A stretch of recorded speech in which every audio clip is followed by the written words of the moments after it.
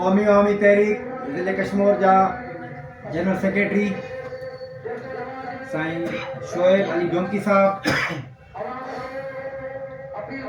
साईं शाह अली फेरानी साहब QAT ज़िला तालका कंदकोट जा सदर, साईं मोहम्मद खान बारकानी साहब QAT तालका कंदकोट जा जनरल सेक्रेटरी, रहमतुल्लाह सिजन साहब क़ौमी अवामी तहरीक ज़िले कश्मीर जो खजानची, मोतीराम, राकेश कुमार, भगवान सिंह, कंवर सिंह, कामरान, अकरम ऐं ॿिया सुजागबाद जा अॻुवाण शाहिद अली सुराणी, दीवानलाल ऐं SBT अॻुवाण बुशरा ऐं ॿिया दोस्त, अस्सलाम वालेकुम जी। अॼु जंहिं शख़्सियत जी 19वीं वरसी जे हिन मुख़्तसर बेड़ाके में पाण गॾु थिया आहियूं, उनजो तारुफ़ कंहिंखां गुझो कोन्हे। जीजी दरीना बलोच जंहिंजो अदबी ऐं सियासी नालो आहे, पर असुल नालो आमना जलालाणी, जेका 29 दिसंबर 1934 हैदराबाद शहर जे ॿारड़ी अलादा चंड में जनम वरितो ऐं जंहिंजी इब्तिदाई तालीम हैदराबाद जे ई ॿारड़ी में थी। फाइनल उन वक़्तु जेको आला इम्तिहान फाइनल जीजी पास कयो, अदीब फाज़िल ऐं इहे सभु डिग्रियूं जीजी वटि हुयूं। ऐं जीजी इन पंहिंजे तालीम दौरान ई मौसीक़ी ऐं फ़न ॾांहुं जेको लाड़ो थियो, उहो दादी लीला हैदराबाद जी सिंधियाणी हिंदू हिकिड़ी औरत जेका तालीम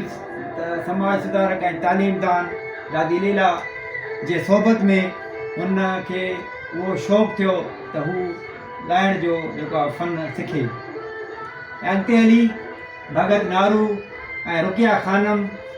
खां मुतासिर थी अञा उनजा हिकिड़ो स्टेप वधी करे उहो पंहिंजे इन सॼे सिलसिले खे अॻिते वधायो। ऐं अॻिते हली जीजी दरीना जॾहिं हैदराबाद रेडियो ते पंहिंजो पहिरियों ऑडिशन ॾिनो, त उन वक़्तु जीजी दरीना बापर्दा ऐं परदे में वञी उते ऑडिशन ॾिनो ऐं जीजी दरीना फेल वई। ऐं जॾहिं ॿियो ऑडिशन थियो या ॿियो हिकिड़ो मुक़ाबिलो थियो हैदराबाद लेवल ते, त सॼी सिंध जे सभिनी ॻाइण वारनि मां जीजी दरीना 3 नंबर पोज़ीशन हासिलु कई। ऐं उन ई पोज़ीशन हासिलु करण खां पोइ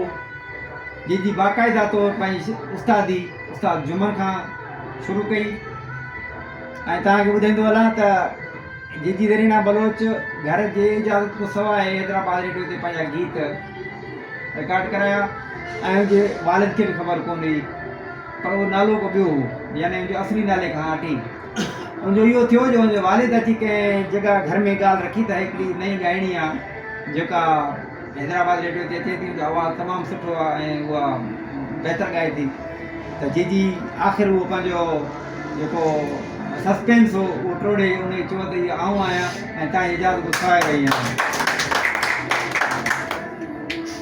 ऐं उहो सिलसिलो पोइ हुनजो बाक़ाइदा शुरू थिए थो ऐं उस्ताद मुक़ररु थिए थी ट्रेनिंग कॉलेज में। सिंध मॉडल स्कूल जेको आहे सिंध यूनिवर्सिटी जे पंहिंजे निगरानी में हलंदड़ स्कूल में जेको उस्ताद रहे थी। ऐं इन ई दौरान उनजी शादी क़ाइद इनक़लाब मोहतरम रसूल बख्श अली साहब सां थिए थी। ऐं उनखां पोइ जेको जीजी जो जेको हिकिड़ो ॻाइण ऐं आर्ट तरफ़ जेको वास्तो हो, उहो वरी सियासी हिकिड़ी जदोजहद ऐं सियासी नज़रिए में तब्दील थी वियो। ऐं बलीअ साहब पंहिंजे घर खां ई उन सियासत जो शुरूआत कई ऐं 1 यूनिट जे दौर में सिंधिया पंहिंजे जीजी दरीना बलोच पंहिंजे इन सॼे रैलियुनि में, सॼी बुख हड़तालुनि में अॻियां हुई। जॾहिं ज़ुल्फ़िकार अली भुट्टे खे फाई आई ज़ियाउल हक़ जी मार्शल लॉ जे ख़िलाफ़ु, हैदराबाद जूं औरतूं ऐं मर्द निकिता, भुट्टो बचायो तहरीक सिलसिले में ऐं लीडिंग कई जीजी दरीना बलोच। ऐं उन लीडिंग जे पादाश में जीजी दरीना 2 साल क़ैद काटियो ऐं उन उहा क़ैद काटण खां पोइ वरी सिंधियाणी तहरीक ऐं सॼी सरगर्मी में शाना बशाना हुई। जीजी दरीना बलोच इन दौरान सॼी सिंध जी जीजी हुई। GSN जो को फंक्शन हुजे, अवामी तहरीक जो फंक्शन हुजे, या कामिल हैदरबग जो तो जे सिंधी हारी कमेटी जो को फंक्शन हुजे, जीजी दरीना बलोच सभिनी फंक्शननि में उनखे चाहींदा हुआ ऐं उहा गैर मुतनाज़ा शख़्सियत हुई ऐं उन सॼी सिंध जे सभिनी माण्हुनि खे हिकिड़ी तस्वीर में समोयो। मूंखे यादि आहे असां नंढड़ा हुआसीं, माना हार्डली 7 क्लास जा या 6 क्लास जा शागिर्द हुआसीं, त बिटाई स्कूल में हिते हीअं कमरा ठहियल आहिनि, हिते वॾी डाइस GSN जो को प्रोग्राम हो, उनमें जीजी आई हुई ऐं जीजी गीत ॻाया। ऐं उन दौर जा जेके शानदार गीत, आऊं बि गोलियूं हलायां साथी, आऊं बि गोलियूं हलायां, ऐं जीअं दोस्त शाली चई वियो त सिंधड़ी ते सिर केरु न ॾींदोसि, सांदो केरु मयारो यार, अहिड़ा जेके लाज़वाल गीत, अमर गीत ऐं जेके असांजा ही नगमा सहरा शादी जी ज़ीनत हुआ, हथें गुल मेहंदी पेरें गुल मेहंदी, छलड़ो मुंहिंजो ऐं लोटो मूंखे आणे ॾियो, इहे हिकिड़ा लाज़वाल गीत जेके अॻे आम महफ़िलनि ऐं शादियुनि ताईं महदूद आहे, पर जॾहिं जीजी हिननि ॻायो त उनजी जेकी हैसियत ऐं उनजी जेकी मशहूरगी एॾी वधी वई जो हर उन शादी ऐं काज में इहे गीत पोइ ख़ुशी सां इस्तेमालु थींदा रहिया। जीजी जे इन सॼे